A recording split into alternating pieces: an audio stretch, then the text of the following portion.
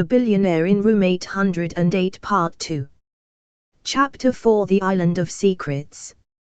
The morning arrived with an arrogance only Capri could possess, skies like sunlit porcelain, wind that smelled faintly of salt and lemon blossoms, and water so clear it looked like a lie. Layla stood at the edge of the villa's glass-walled terrace, barefoot, wrapped in a white robe, coffee in hand. The silence was symphonic. Birds in the cliffs. Distant boats slicing the horizon. Somewhere below, waves rolled against rock in patient rhythm. The robe wasn't hers. Neither was the room. Nor the bed she'd slept in, a guest suite tucked inside the lower level of Luca's villa. Everything had been perfectly arranged, warm lights, pressed sheets, a small notebook beside the bed with her name printed on it in gold. Eva Laurent, still. No one had said a word to her after the dinner. After the final course had been cleared, Luca had stood from the table and simply said, "You should stay." It hadn't been a question. Nor had it been a command. And Layla had stayed, because the alternative hadn't seemed any more certain. And because she was beginning to realize that certainty was a lie people told themselves to feel safe. Here, she felt awake. A soft knock at the suite door stirred her. She turned. The same silent woman from the night before stood just outside, holding a folded note and a shopping bag made of ivory linen. "No rush," the woman said gently. "Mr. Moretti just thought you might prefer a change of clothes." Layla took the note and the bag, murmuring thanks. The woman left without another word. Layla unfolded the note. "There's a car waiting for us at 10. Bring your curiosity.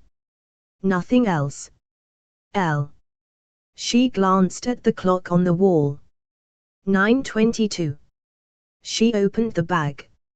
Inside, neatly folded, was a flowing navy sundress, sleeveless, clean-lined, elegant. Beneath it, sandals, minimalist gold jewelry, and a silk scarf printed with sea serpents and antique maps. All exactly her size. She didn't know whether to be impressed or unnerved. She dressed.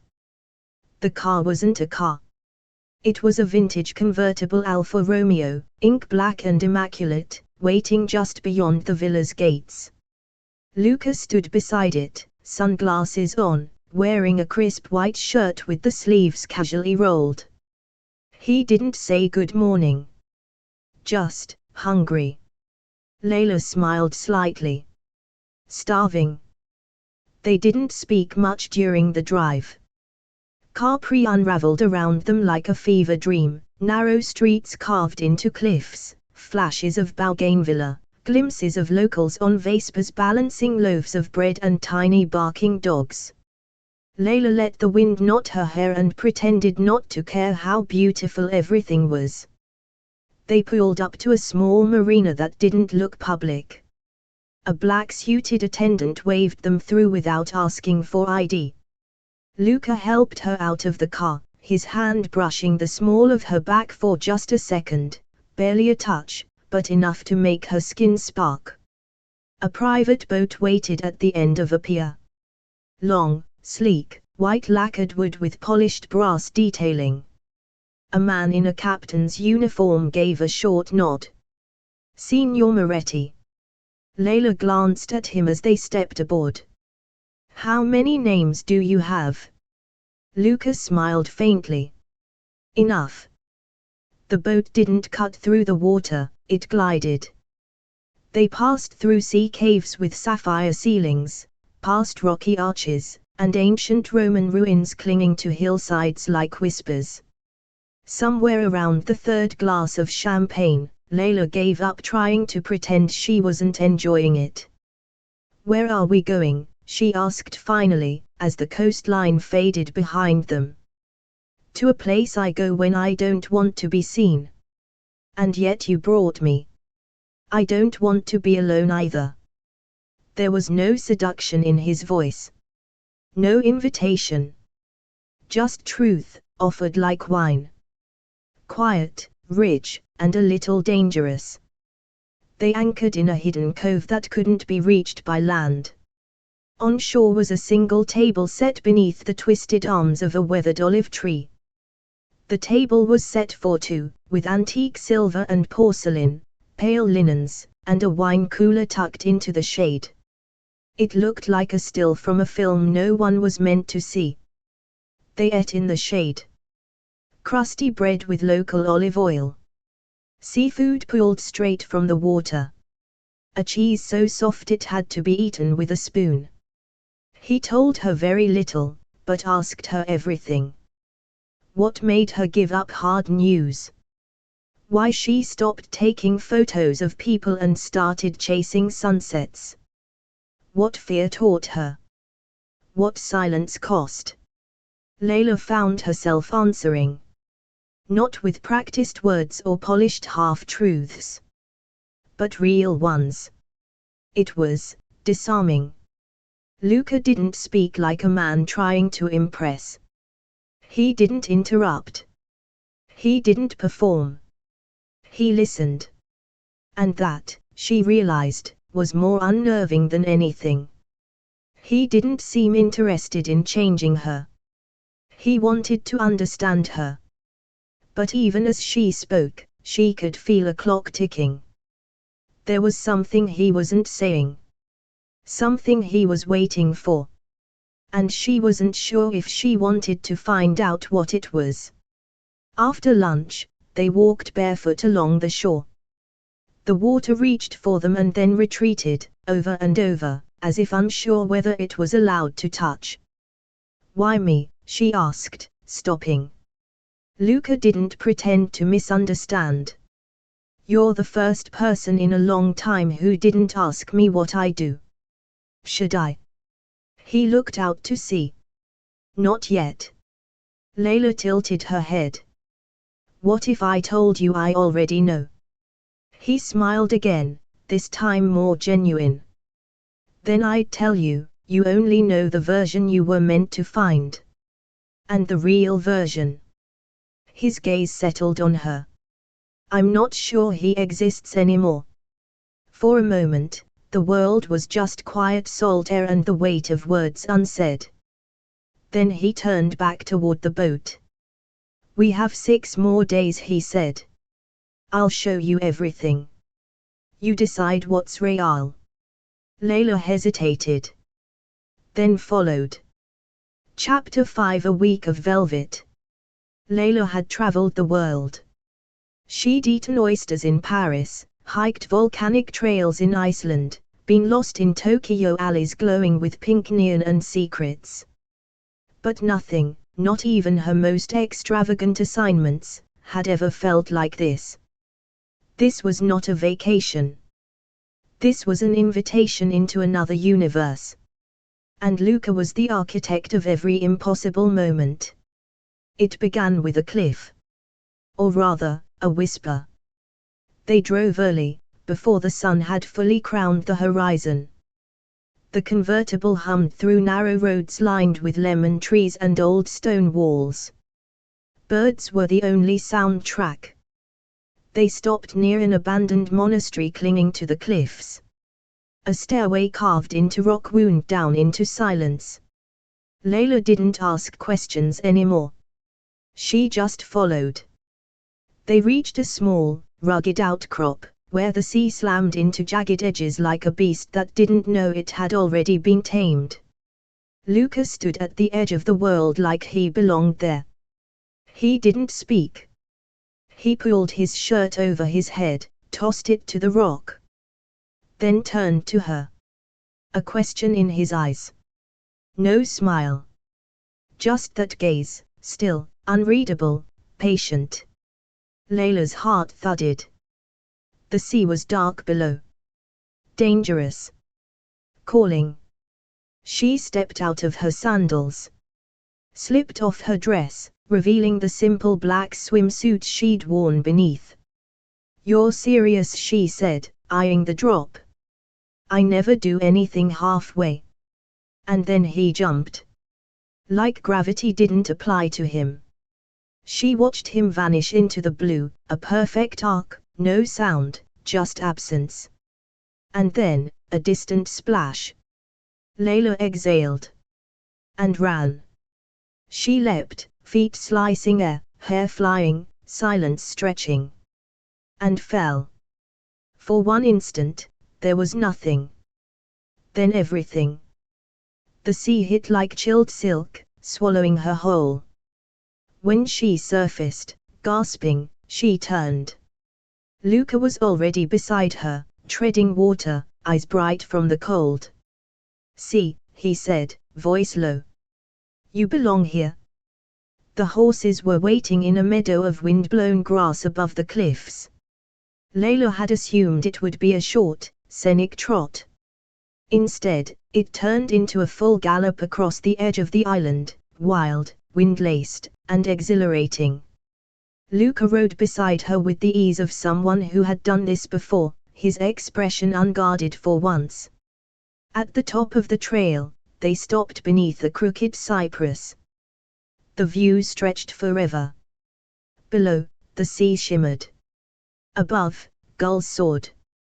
Luca dismounted and handed her a silver flask. "Drink," he said. "You've earned it." She did. Something citrusy and sharp, like burnt oranges soaked in sun. They didn't speak for a long time. Until Layla said softly, "Is this real?" He didn't look at her. "That depends on what you think real means." The villa sat at the edge of the forest, half collapsed, burned out decades ago in a fire no one had documented. Locals didn't talk about it.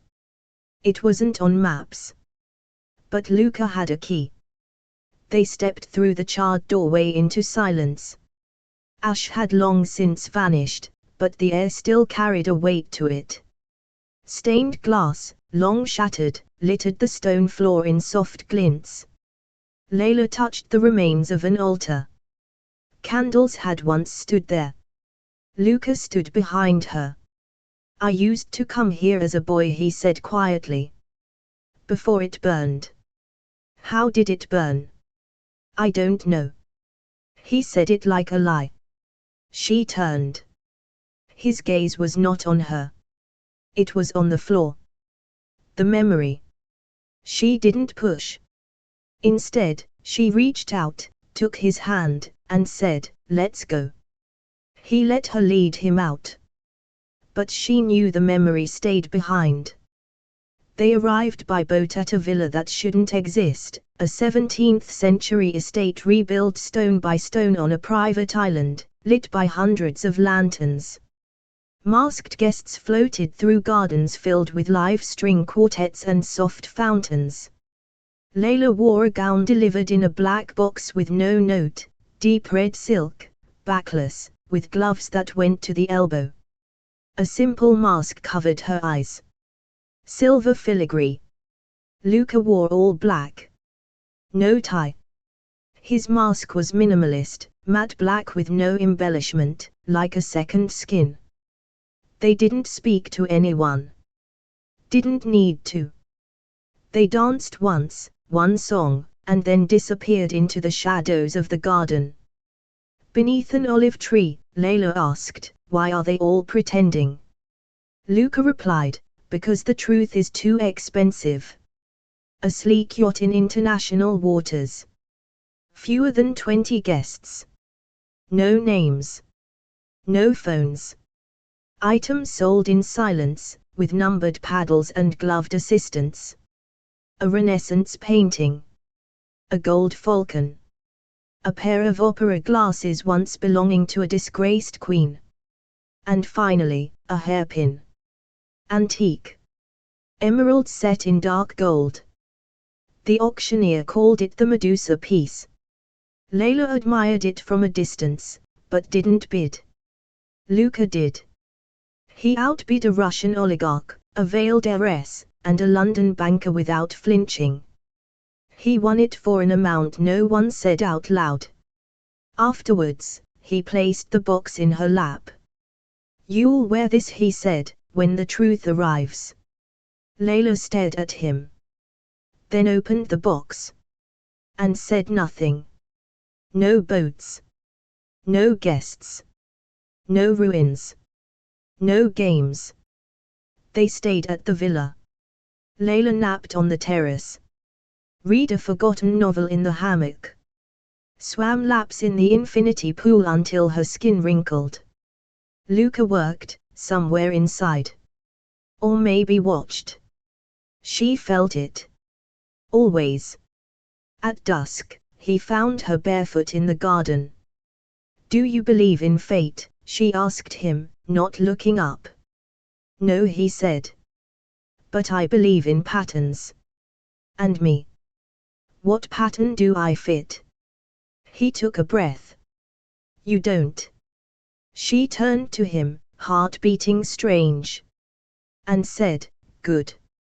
By the time the 7th day arrived, Layla no longer knew what time meant. Or space. Or logic. This world wasn't built like hers. It was softer. Colder. Richer. And it bent for him. Everything they did, every moment, had been designed. A museum of intimacy, beauty, and distraction. But Layla had learned long ago. Nothing that perfect comes without a price. And she was beginning to wonder when it would come due. Chapter 6 Masquerade of Shadows. It began with a note, slipped under her door.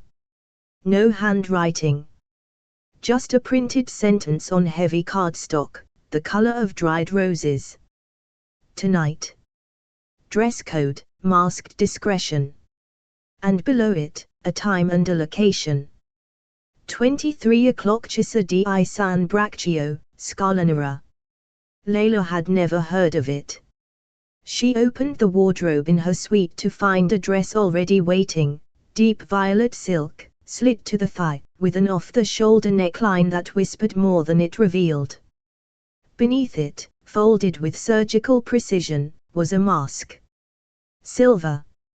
Minimalist. Intricate in its simplicity, like the face of a marble statue missing only a name. No note. No instructions. Just this unspoken expectation. She dressed without hesitation. Luca didn't speak much during the drive.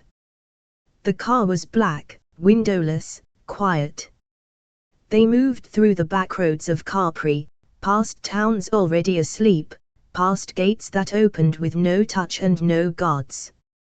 He wore a black suit with a shirt the color of smoke, and a mask that covered only the top half of his face. Polished obsidian. No expression. No eye holes. Just enough detail to unsettle. Layla said nothing. She watched him. She was starting to realize that Luca wasn't performing for her.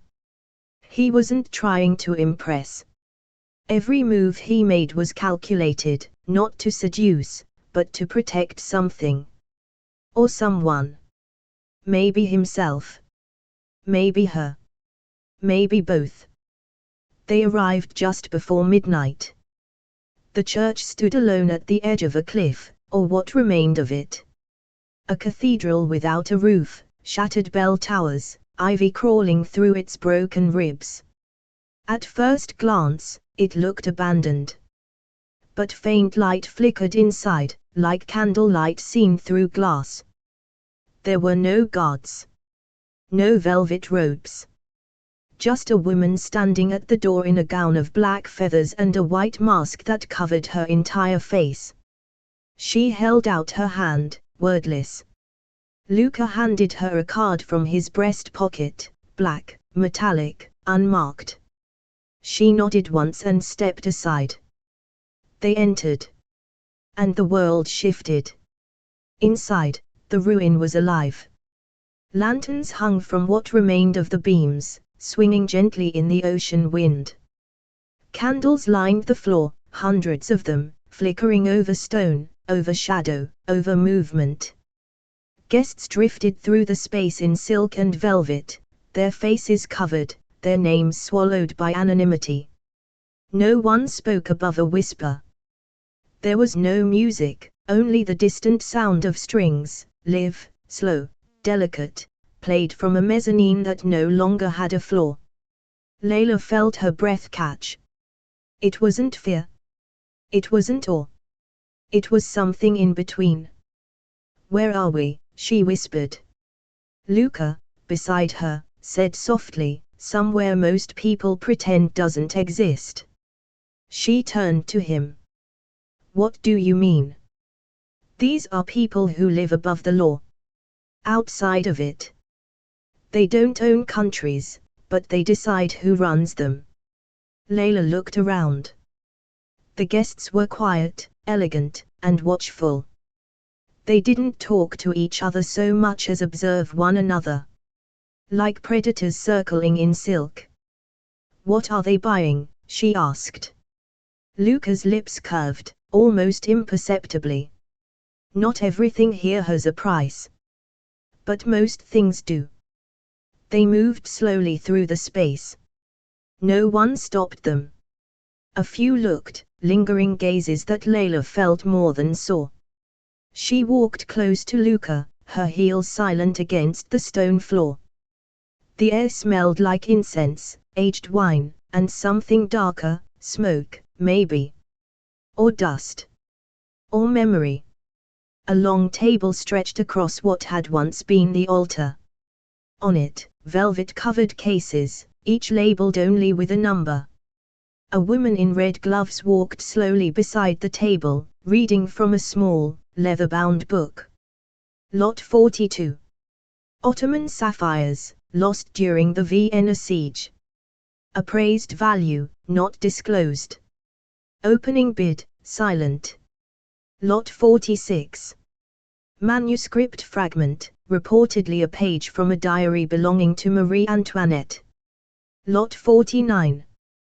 Confidential documents. Anonymous submission. Bidding by code only. No one raised hands. No auctioneer shouted. Instead, masked attendants whispered into ears, took notes, handed out paddles without numbers. Layla leaned closer to Luca. "This isn't an auction," she murmured. "It is," he replied. "Just not the kind most people ever see."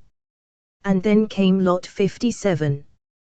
The woman's voice changed, softer. Almost reverent. Lot 57. The Medusa hairpin. Greek origin.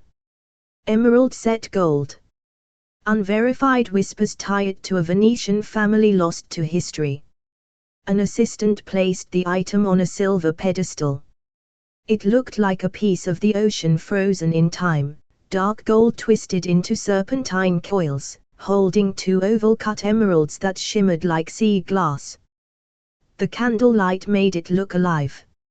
Layla's breath caught. Luca glanced sideways.